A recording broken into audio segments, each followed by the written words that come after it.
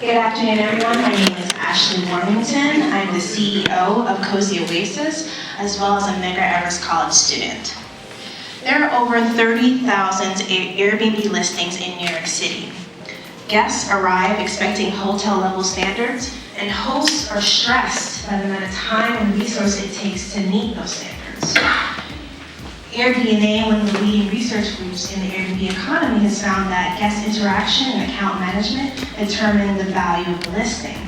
Good reviews, more money. Bad reviews, hosts have to lower their rate in order to entice guests to book with them. So seeing this vibrant market and seeing the trouble that hosts face, I started CUNY Oasis to offer concierge and management skills, management services. How this works is that we meet with a host that needs our help.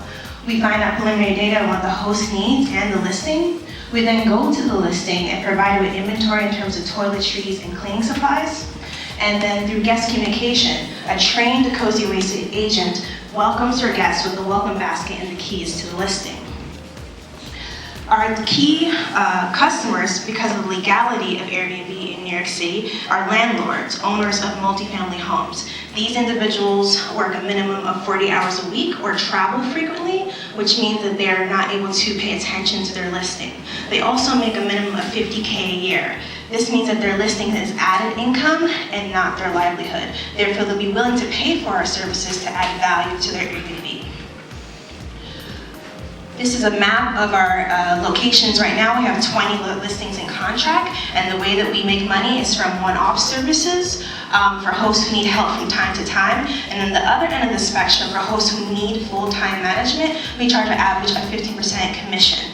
And the reason why we just recently added on that 15% commission because we found that we can increase our profit and capture our higher-end clients that need full-time management. In the first 10 months, we had gross and net revenue of $30K at a 33% profit margin. And we really want to monopolize on this market in New York City because it's between $400 to $600 million market. And the way that we're going to do that is in the next year, we're aiming to get 200 listings so that we have $2.7 million in annual revenue.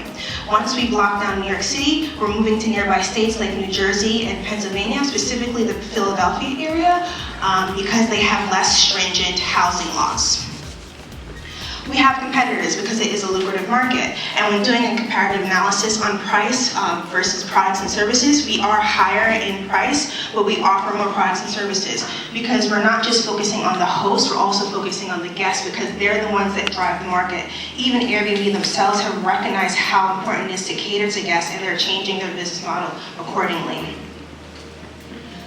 So to grow for funding, I'm looking to move some of our training program online. Right now it's very one-to-one, very lecture-based, and that is slow and it will help us with scalability. So some of that has to go online.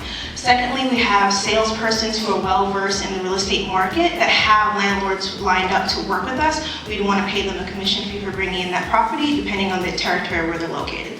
And lastly, to be competitive, we need remote access property management software where we can manage the property anywhere. And they also have other added benefits for guest services.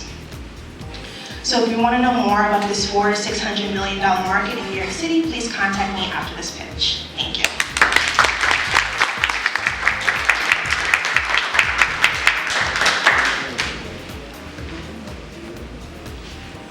Yeah, so I really like the hockey stick slide you showed with the numbers going up. It's always good to have validation like that. So I've seen a lot of these models.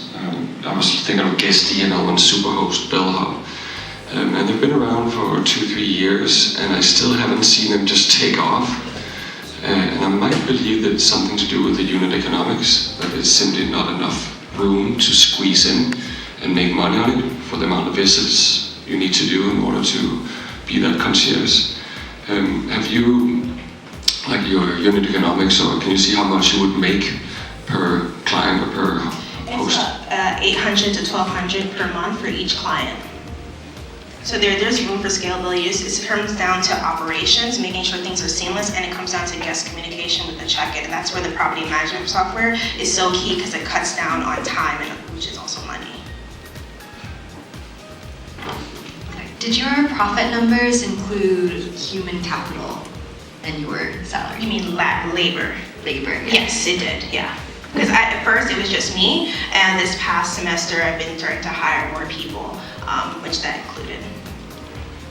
Can you tell me what exactly you do, as in just maybe the whole concierge process, just walk me through that? So from the beginning, we help you with your account in terms of your profile, your pictures, making sure it's ideal and optimal for guests. We also help with the guest communication when guests reach out and they want to request to book with your property. We help with that communication, and after they book, communication after that is when they want to check in, when their flight comes in,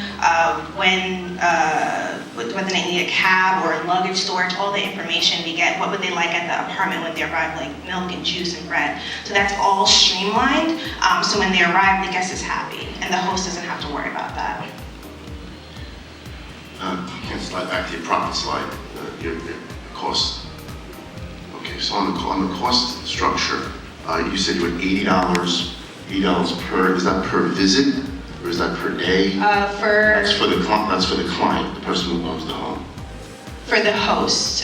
So like for sometimes they need help from time to time. Let's say they have a little bit more time most of the year to manage their own property, but let's say during the summertime they're on vacation a lot and they need help per check-in, we do that. On the other end, hosts that just don't really want to have the time or do the labor at all, that's when the commission-based fee comes in, because we're adding more value and which we're able to increase. So the $80 is per visit. So you go in there once at the beginning, and you greet those. Do you exit the guests?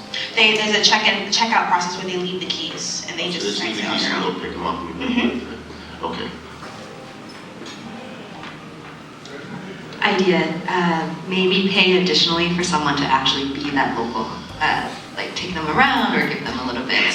That is my long-term goal, because the big thing with what my new motto is going to be is make the world your home, and Airbnb is doing that. But to really submerge guests into the city or town they're in, we want to have people there that can welcome them. That when I traveled to Kenya for Startup Africa, I had that opportunity, so I want to have that for the guests.